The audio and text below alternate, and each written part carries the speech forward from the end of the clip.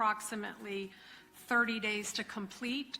So we'll need to come back for sentencing no earlier than 30 days. When would the parties wish? The courtroom drama that unfolded on July 31st, 2025, was a turning point for Hakeem Ksoo Robinson's life and career as a rapper.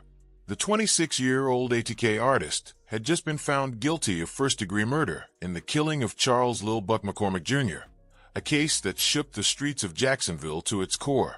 The moment the guilty verdicts were read, Ksoo's entire world shattered. His face was etched with pure disbelief as he slowly stood up from the defense table. The weight of the mandatory life sentence, without parole, hung heavy in the air, and Ksoo's body language told the story. Slumped shoulders, lingering glances at his family in the gallery, and a look of a man who knew his rap career, freedom, and life as he knew it was over. But this wasn't just any murder conviction. This was the culmination of a 7-day trial in Duval County Court that began in late July 2025. The case centered around the January 15, 2020 execution-style killing of Lil Buck, a 23-year-old rapper with loose ties to the rival KTA gang. What made this murder even more cold-blooded was the timing.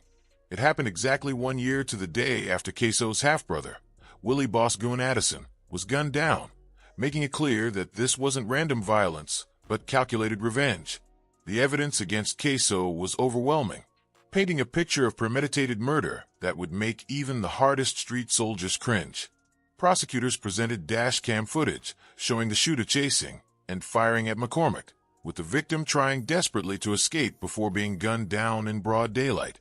The state's case was built on more than just video evidence, though. They had rap lyrics from Ksoo's songs that were interpreted as confessions, including lines about smoking Dirk and BBY to the face, and an Instagram post with Lil Buck's photo caption "Bye-bye." But the most devastating blow came from within Ksoo's own bloodline. Abdul Robinson Sr., known on the streets as Blue, took the witness stand and identified his own son as the shooter in that dashcam video. This wasn't just any witness. This was the man who helped found ATK, the same gang his son rode for, now pointing the finger directly at his own flesh and blood. The courtroom was silent as Blue testified, stating, "I know my kids," when asked to identify the shooter. This moment represented more than just testimony. It was a father choosing his own freedom over his son's life. Blue had cut a deal with prosecutors, pleading guilty to accessory charges and agreeing to testify against both his sons in exchange for reducing his potential 60-year sentence to just 76 months. The betrayal cut even deeper when you understand Blue's motivations. He cited health issues, including diabetes, high blood pressure, congestive heart failure, and failing kidneys, as reasons for cooperating. But it wasn't just about his health. Blue wanted to be there for his younger children, including an 8-year-old daughter and 6-year-old twins. He described the decision as the hardest I've had to make in my life, acknowledging that it would make his life harder after release, and that life sentences for his sons might be worse than death. The family dynamics were already fractured, but Blue's testimony shattered whatever remained. Online reactions were mixed. Some viewed it as a father teaching accountability, while others labeled it outright betrayal. Comments flooded social media with reactions like, "Imagine the betrayal," and "If my dad did this, I'd cry on the spot." The streets don't forgive snitching, especially when it comes from your own blood. But Ksoo wasn't the only family member caught up in this web of violence and betrayal. His brother Abdul Robinson Jr. was also charged with second-degree murder in the McCormick case and is set for a separate trial. Their cousin Leroy ATK Scotty Whitaker was tried alongside Ksoo as an accomplice and also found guilty of first-degree murder by a separate jury. The evidence picture than the one presented by multiple witnesses. So if I can give a description of how I describe my brother, I would say that I call him fat, slew-footed, which we would say 2 left feet. I call him stocky and tallest. He's a giant to me. That physical description could be a key part of the defense's strategy in a direct challenge of the prosecution's case, with several eyewitnesses, including Jacksonville police officers, describing the shooter as shorter and slimmer and around 5'8". The Robinson counsel questions how their client can be the shooter when against Whitaker was just as damaging. DNA evidence placed him at the scene. including his blood found on the victim's clothing after he cut himself jumping a fence during their escape. A loaded AR-15 rifle found in the getaway car was linked to Whitaker with a weapon set to fire and containing 26 rounds of ammunition, showing clear intent to kill. The prosecution's star witness was Dominique Barner, the getaway driver, who accepted a plea deal reducing his potential life sentence to 20 years. Barner testified that Ksoo orchestrated the hit, detailing how they found McCormick's address online, waited outside his apartment, and followed him to the plaza where the murder occurred. The defense tried to poke holes in the prosecution's case, arguing that the shooter in the video appeared shorter and slimmer than Ksoo's 6 feet, 1 inch, 230 pounds frame.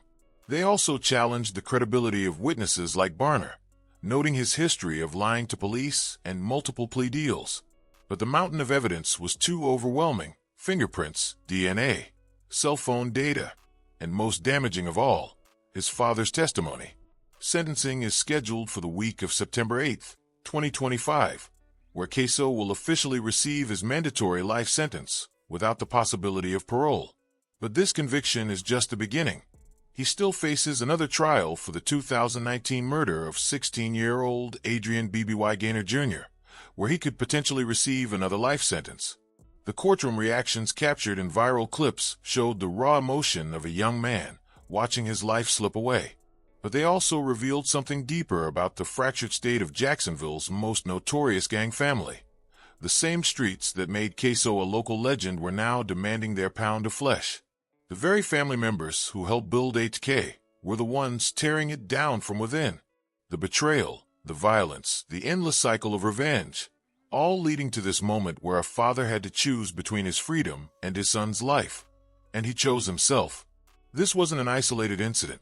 The roots of Jacksonville's deadliest gang feud run deeper than most people realize, stretching back to 2017 when territorial disputes and personal beefs began escalating between ATK, AC's top killers, and KTA. Kill Them All, also known as 6 Block. What started as neighborhood beef transformed into a full-scale war that would claim over a dozen lives and turn the city's drill rap scene into a literal battleground where diss tracks became death sentences. The spark that ignited this deadly feud came in June 2018 with the ambush at a Waycross, Georgia restaurant where ATK leader Yunjin Ace was shot 8 times, but survived while his brother Trayvon Bullard and 2 associates were killed.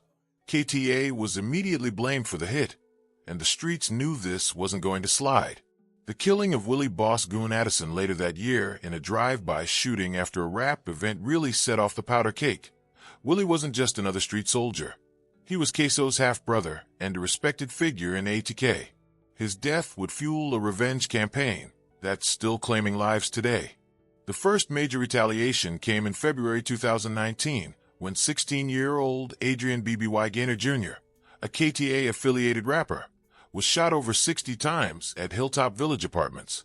Prosecutors would later charge Ksoo with this murder, alleging premeditation and conspiracy to commit murder. This case exposed the dark underbelly of Jacksonville's gang culture, where loyalty is tested by violence and family ties are torn apart by bloodshed. The city's streets will never be the same again, as the very fabric of its most notorious gangs begins to unravel. As we delve deeper into the world of Jacksonville street gangs, one name stands out among the rest: Ksoo. Born Hakeem Armani Robinson in 1999 to Abdul Sr., the founder of ATK. The murder trial of Jacksonville rapper Hakeem Ksoo Robinson and his cousin Leroy Whitaker. It's one step closer to going to the jury. Closing arguments began this afternoon. Both men are charged in the 2020 shooting death of 23-year-old Charles Lil Buck McCormick Jr. Prosecutors say the motive involved a diss track McCormick created. News4 Jax reporter Brianna Brownlee has been following this trial from the beginning. She's joining us now live outside the courthouse with the latest on this.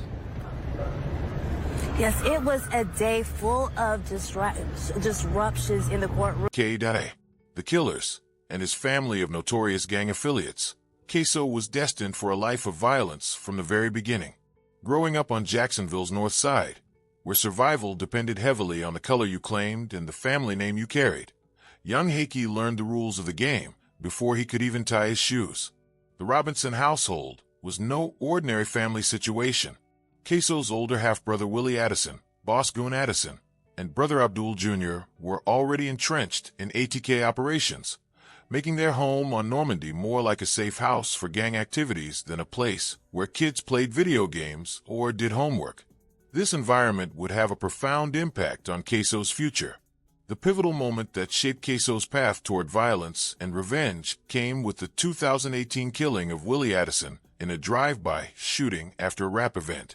Before the murders, before the trials, and before his father's betrayal on the witness stand, Ksoo was just another young brother from Jacksonville trying to make his mark in the drill rap scene. He emerged around 2019 with a verse in a YouTube video that caught attention in the local underground. His early singles, Can't Think and Ksoo, collectively amassed over 6 million views on YouTube, showcasing he had the talent to potentially make it out of the streets through music. However, what seemed like typical drill rap bravado at the time would become key evidence in murder trials, with prosecutors arguing these weren't just artistic expressions, but literal confessions to real killings.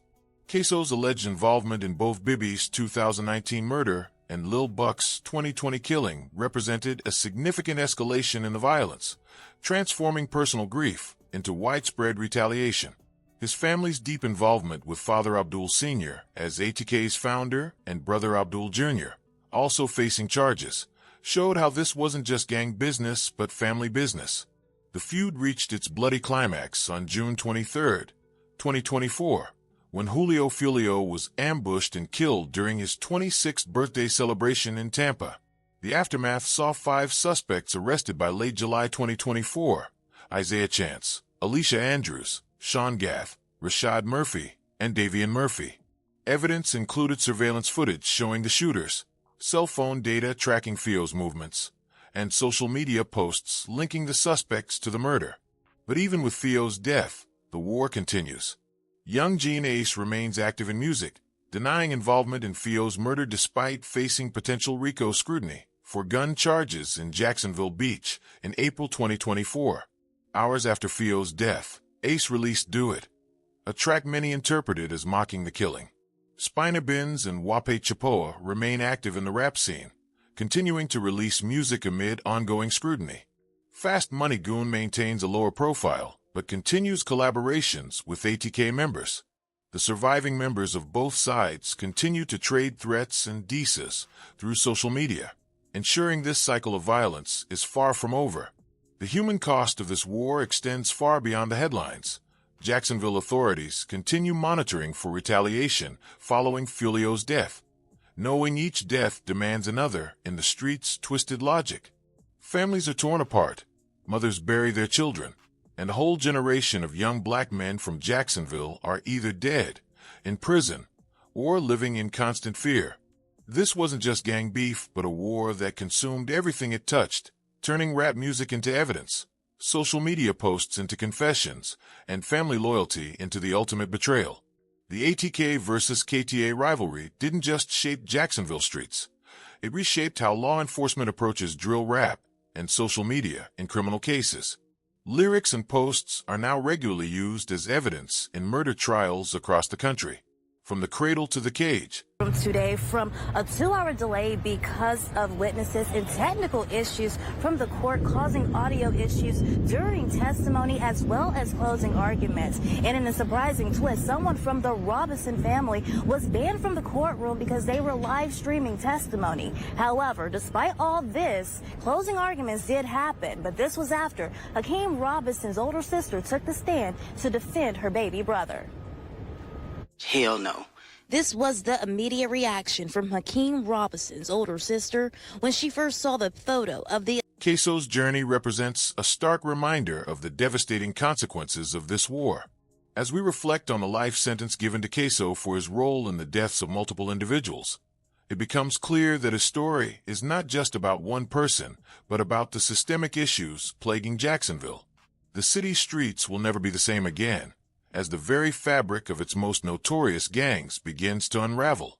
The war may have ended in a decisive victory for justice, but the scars it left behind will linger for generations to come. Ksoo's story serves as a powerful reminder of the need for change, and the importance of addressing the root causes of gang violence, not just punishing those who perpetrate it. The streets of Jacksonville hold a secret, one that only those who have walked its violent paths truly understand. It's a tale of gang wars, social media posts turned confessions, and family loyalty transformed into betrayal. For Ksoo, once a young rapper with aspirations to escape the city's deadly grip, this story is both his life and his downfall. Born Hakeem Robinson, Ksoo's journey was one of rapid escalation from wannabe rapper to alleged serial killer. His music career may have scaled nationally with millions of followers, but unlike Ace, it was cut short by real-world violence. The 2019 album cover that was later deleted stirred controversy for its violent imagery, showcasing how deep his immersion in this lifestyle had become. Ksoo's role as an enforcer for ATK was not limited to music. Posts on his Instagram account at Ksoo23x included videos of rival Lil Buck captioned with waving emojis and another stating, "Killer then go get my toes done." Prosecutors later cited these posts as bragging about murders on social media. His alleged involvement in the February 2019 murder of Adrian Bibby Jr. marked his transformation from rapper to killer. Prosecutors allege Ksoo shot Bibby over 60 times at Hilltop Village Apartments as retaliation for Willie Addison's death, showing a level of overkill that suggested deeply personal rage rather than just gang business. The murder was initially charged as second degree, but was upgraded to first-degree murder after a grand jury indictment. Witness testimonies, including from Ksoo's own father, who implicated him, and social media posts where Ksoo allegedly mocked Bibby's death in his rap lyrics, were crucial pieces of evidence. A trial date was originally set for March 2025, but has been delayed to July 2025 due to outstanding discovery issues. The escalation continued with the January 15, 2020 murder of Charles Lil Buck McCormick Jr., for which Ksoo was convicted on July 31, 2025. Prosecutors painted a picture of calculated revenge with Ksoo, cousin Leroy Whitaker, and getaway driver Dominique Barner stalking McCormick after he released a diss track mocking Willie Addison's death. Dashcam footage showed a shooter matching Ksoo's description chasing and firing at McCormick. His fingerprint was found on a rifle in the getaway car, while DNA evidence linked him to a rolled-up white t-shirt found next to the weapon. The statistical odds were staggering, over 700 billion to 1 that the DNA belonged to someone other than Ksoo. The prosecution's case was strengthened by cell phone tower data that placed devices near the murder scene at the time of the killing.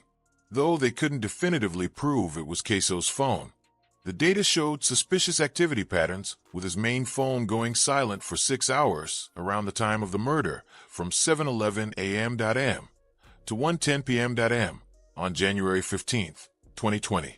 FBI experts testified about the significance of this communication blackout, suggesting it was intentional to avoid detection. The prosecution argued this was similar to using a stolen car to commit murder, something that couldn't be traced back to you. The alleged gunman in the 2020 killing of Charles McCormick, and was questioned if it was her younger brother. In court Wednesday, even now, years later, with her brother on trial accused of that murder, she testified there's no way that's him. He was approximately 5'8" to 5'10", black male. Tim Graham is now a retired JSO officer, but 5 years ago, on the day of the shooting, he was one of the officers chasing the shooter and gave the description of 5'8" and a bit athletic. Did you see this person jump a couple of fences? Absolutely. He was able to evade Officer Prater? And me. Robinson's sister didn't hold back when describing her brother, painting a different picture. Perhaps the most damaging evidence came from Ksoo's own social media activity and music. His Instagram posts and rap lyrics were dissected by investigators, with JSO Sergeant Christopher Smith testifying about how tracks like Ksoo Homicide contained details only the killer would know. The prosecution argued these weren't artistic expressions, but literal confessions to murder. The case also revealed the extent of the Robinson family's involvement in Jacksonville's gang violence. Ksoo's brother, Abdul Jr., faces separate charges for the same Lil Buck murder, while their father, Abdul Sr., cooperation with prosecutors created an unprecedented situation where a gang founder was testifying against his own sons.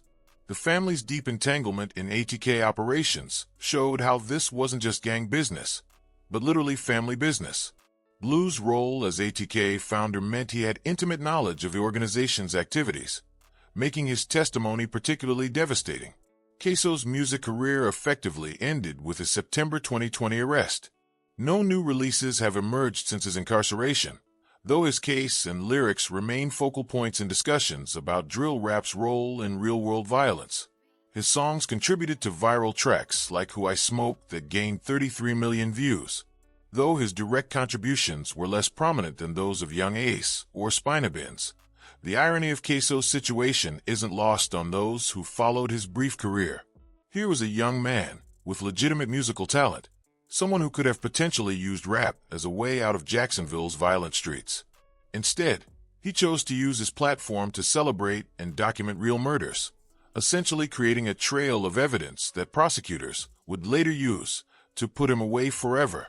With his conviction on July 31st, 2025 for Lil Buck's murder, Ksoo faces a mandatory life sentence without the possibility of parole. His sentencing is scheduled for September 8th, 2025, where a judge will formally impose the life sentence. But that's not the end. He still awaits trial for Bibby's murder, where another life sentence could be imposed if convicted. The transformation from Hakeem Robinson, a young brother from Jacksonville's north side with musical aspirations, to Ksoo, a convicted murderer facing life without parole, represents more than just one person's fall from grace. It's a cautionary tale about how the streets consume everything they touch: talent, family bonds, loyalty, and ultimately freedom itself. His story shows how quickly someone can go from having the world at their fingertips to watching it slip away forever in a courtroom. The same social media posts and rap lyrics that made him a local legend became the evidence that sealed his fate. The same family loyalty that defined ATK became the betrayal that ensured his conviction when his father chose self-preservation over blood. At just 26 years old, Ksoo has likely seen the last free day of his life. His music career is over. His family is fractured beyond repair, and his name will forever be associated with the deadly gang war that consumed Jacksonville streets. The boy who grew up in a house where gang affiliation was a birthright became the man whose own father put him away forever, completing a cycle of violence and betrayal that defines the streets he claimed to represent. As we close this chapter on Ksoo's life, one thing remains clear: the streets have taken another victim.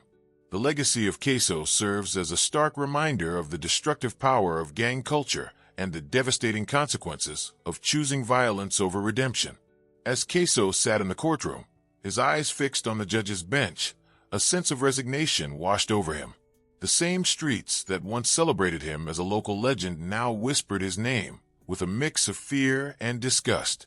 His music career, which had begun as an ode to his neighborhood, had devolved into a litany of violence. He's around 6'3".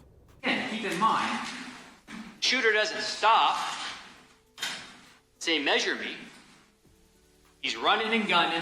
The state argued that size descriptions may have varied because the shooter was in motion and it was a chaotic scene. During closing arguments, the state addressed the height and weight concerns, saying some witnesses didn't give the exact measurements because it was a quick, intense situation, adding that Robinson may have gained weight since the and revenge. The gang war that ravaged Jacksonville streets had claimed countless lives, but Ksoo's downfall was the most shocking. The charges against him were numerous: murder, attempted murder, racketeering. But it was not just these crimes that sealed his fate. It was the betrayal of his own family. His father, a high-ranking member of ATK, had turned on him.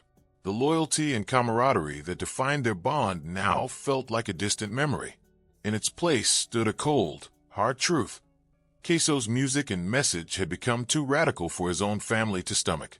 The courtroom was packed with reporters, cameras clicking away as they snapped photos of the fallen rapper. His mother sat in the front row, her face etched with sorrow and regret. She had once been so proud of Ksoo's accomplishments, but now she could hardly bear to look at him. The pain of watching her son succumb to the very violence he had rapped about was almost too much to bear. As Ksoo stood before the judge, his voice cracked with emotion as he delivered a final plea. He spoke of redemption, of a second chance to make things right. But it was too late. The damage was done. The streets had taken another victim, and this time, there would be no coming back. The sentence was handed down swiftly. Life in prison without parole. Ksoo's eyes dropped as he absorbed the blow, his mind racing with thoughts of what could have been. What if he had never picked up a mic? What if he had never joined ATK? The possibilities swirled in his head like a maelstrom, but ultimately, there was only one truth. He was paying for his choices. As Ksoo was led away in handcuffs, the courtroom erupted into chaos. Reporters shouted questions, cameras flashed, and family members sobbed uncontrollably.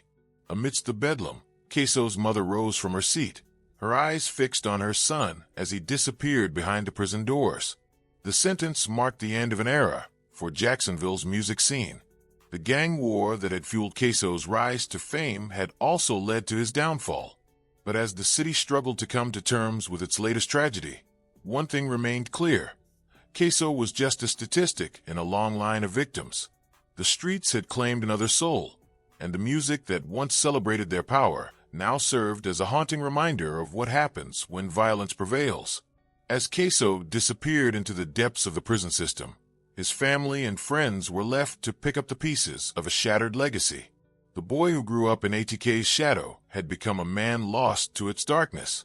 In the years that followed, Jacksonville would attempt to heal from the wounds inflicted by gang violence.